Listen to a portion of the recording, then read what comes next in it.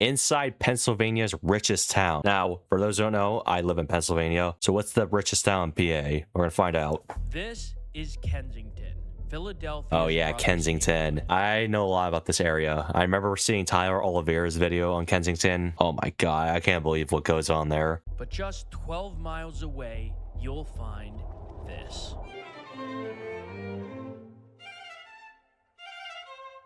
Really? This is Gladwyne, Pennsylvania's Gladwyne. richest town.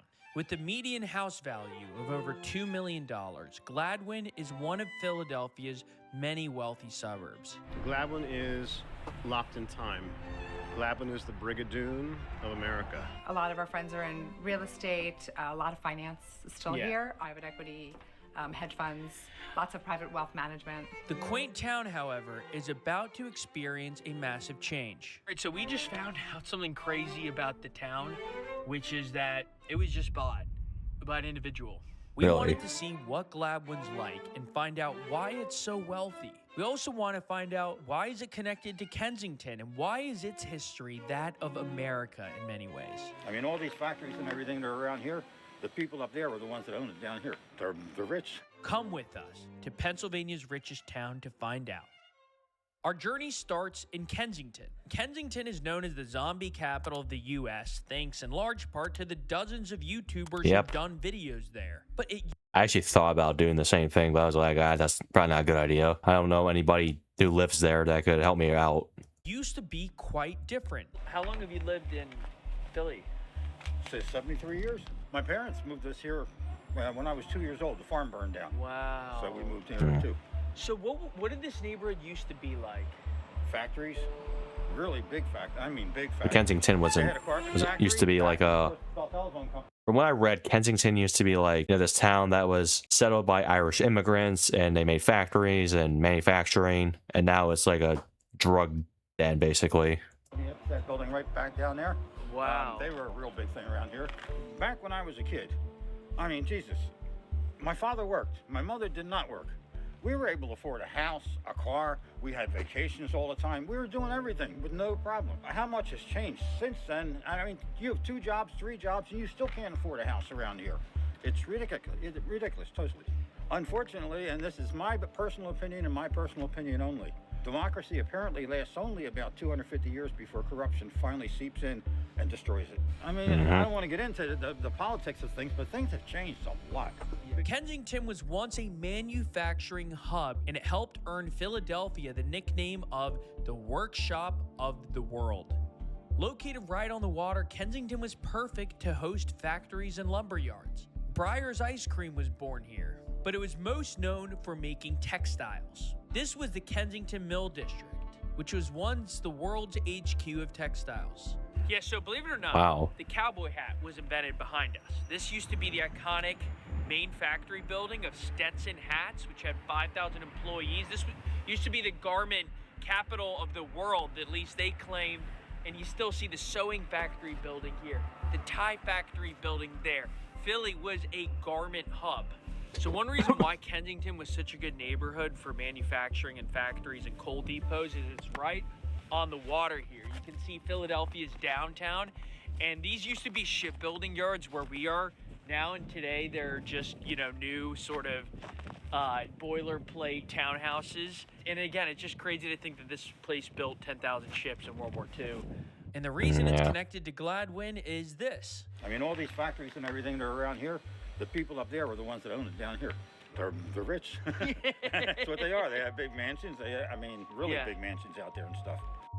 Philly today, it's even more controversial. We'll give you an analysis things of what go its on there. economy is today later. But first, let's drive to the filthy rich suburbs. All right, we're about 3 miles away from Gladwyne, and you're in the nice Philly suburbs when the Wawas look like this. Take a look. You see, oh my God, life coming into our stores. You can see everything from Bentleys all the way down to something that should probably be in a junkyard. So, real quickly, what's the reputation of like Gladwyne? That's where we're heading out today. The rich. Well, it's a richier area that I don't live in. I pass through. But it's a beautiful area. Lots of historic homes. Is it kind of old money vibe or new money? Old money. Yeah, old money, for Course. sure. It's probably a healthy mixture of blue collar and white collar. Are the colleges a big deal around here, like Penn and Villanova and all that? Oh, yeah. Penn is a big one. You also said that there's a celebrity you'll sometimes see around these parts? Yeah, Mr. Barkley, Charles Barkley. But I'm gonna just say this about some of the women Wait, what? who work here. They're a little overconfident. They can fit in them big draws. Oh, man. Charles Barkley's from there? He's been known to come and visit around the holidays. He's a house there? Very friendly, very personable guy. Before we left this guy, I had to call him out on one thing. By the way, are you from Delco by chance? Yeah, how's he? The accent. I got that accent down. An accent? The Seriously? Delco accent. You know, I don't know if that's a good thing or a bad thing. That's a good thing. I like the Delco accent. It was great to encounter an accent from the nearby Delaware County in the wild. They truly are one of one. Would you look at that? Philadelphia. It's Owen's Dirter.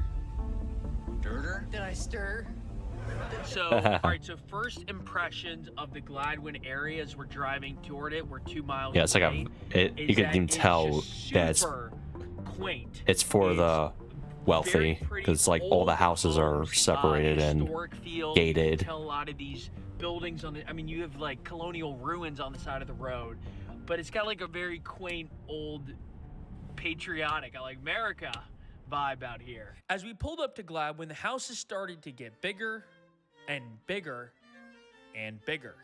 Wow. That is so This beautiful is right there. Allison's old home right here, 1432 Monk Road. That's gotta be like a $10 million plus house right there that they just showed. And we're in here talking about practice. Check it out. There's AI's old crib. Oh my The God. town of Gladwyne is small. In fact, it has just 4,000 people. In its town center, you'll find a library, a grocery store, and a few niche McCaffrey's. businesses.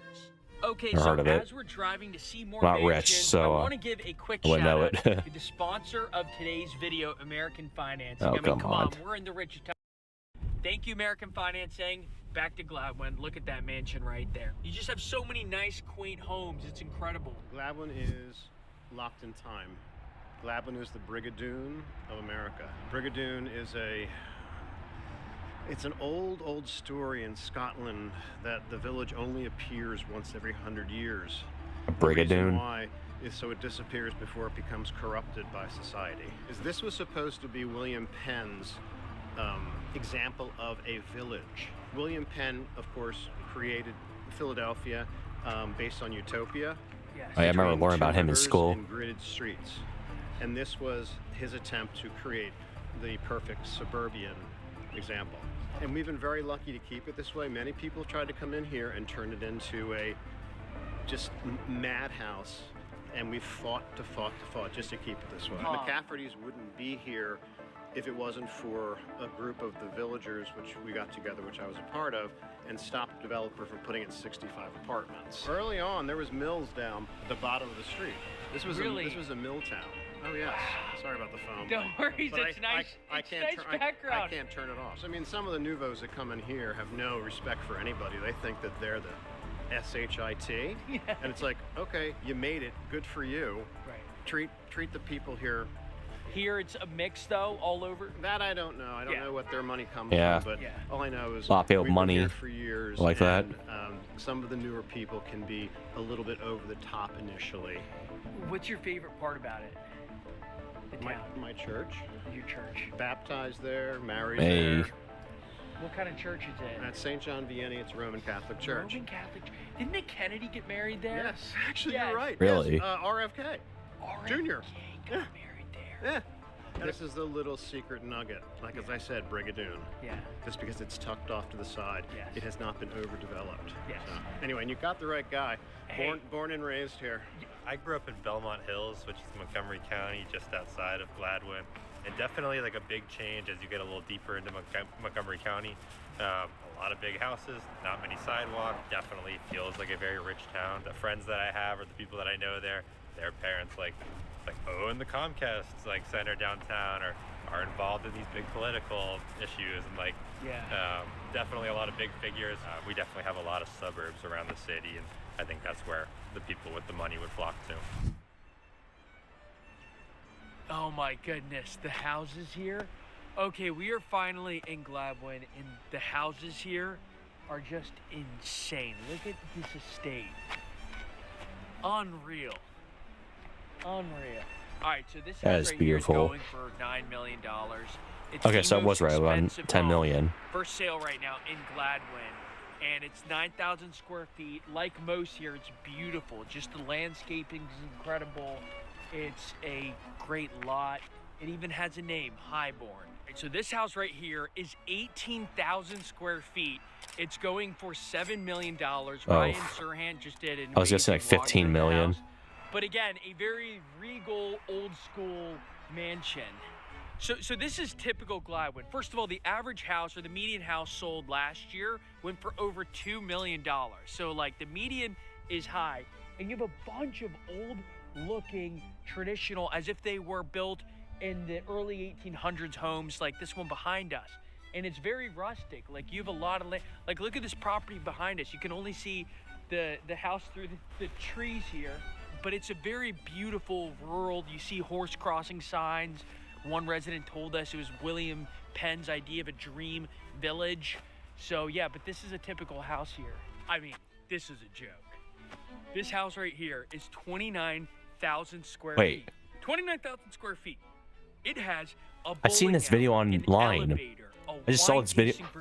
I just saw this house online recently. Like I just saw it posted like it was like for sale or something. It has a bowling alley. 9-car garage, a fitness suite. It has its own massage room, which let's leave that there. Sold for $10 million today on the market. Oh no, I can't. That looks way more than 10 million. Come on.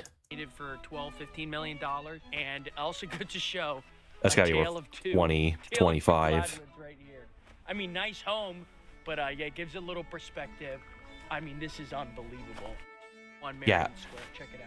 You compare the house you show to this, I mean, it's like you're flexing on these people. Before we explain the Philly economy and give you the big reveal on how Gladwyne's about to change, you have to see the other wealthy suburbs of Bryn Mawr and Ardmore, just to give you a I've been to Bryn Mawr before. Of the Philly suburb wealth.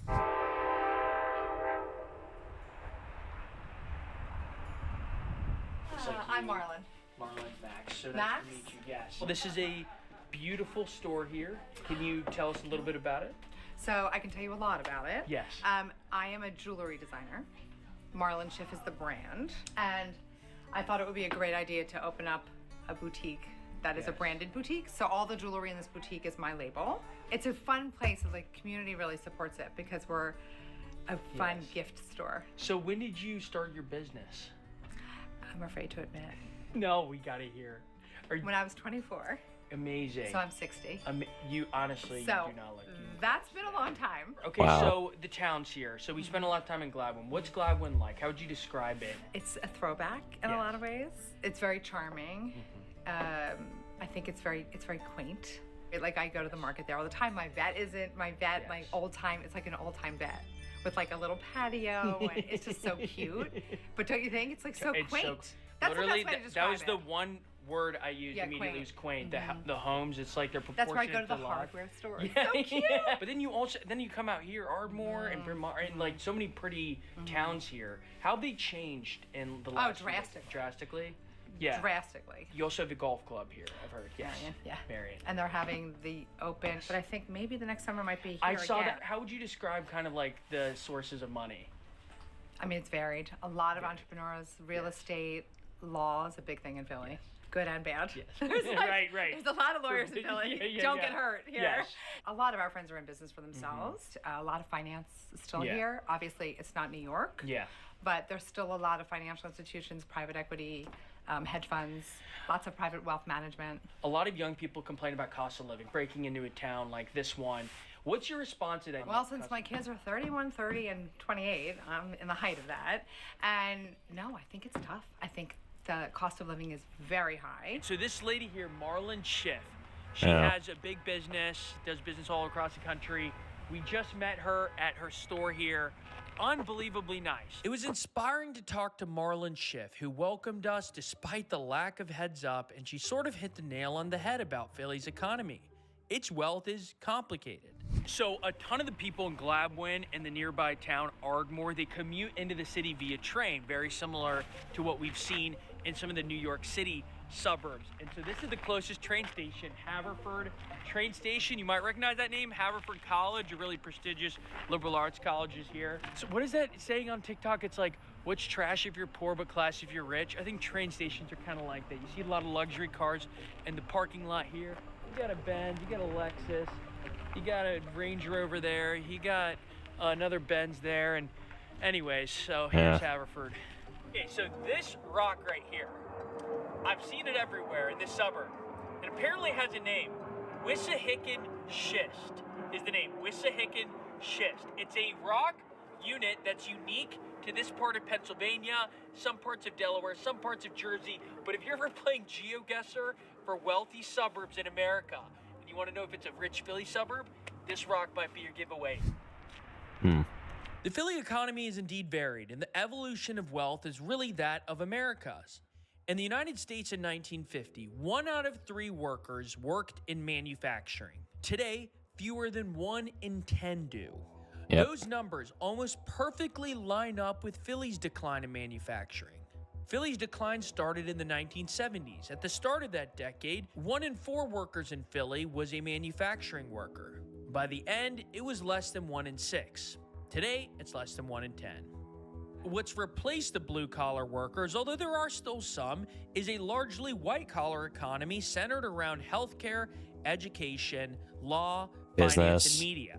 Comcast, one of America's 40 biggest companies, is based in Philly. Is it really? But the I biggest didn't know company that. based in Philly is probably one you've never heard of. It's AmerisourceBergen, which changed its name in 2023 to Cencora.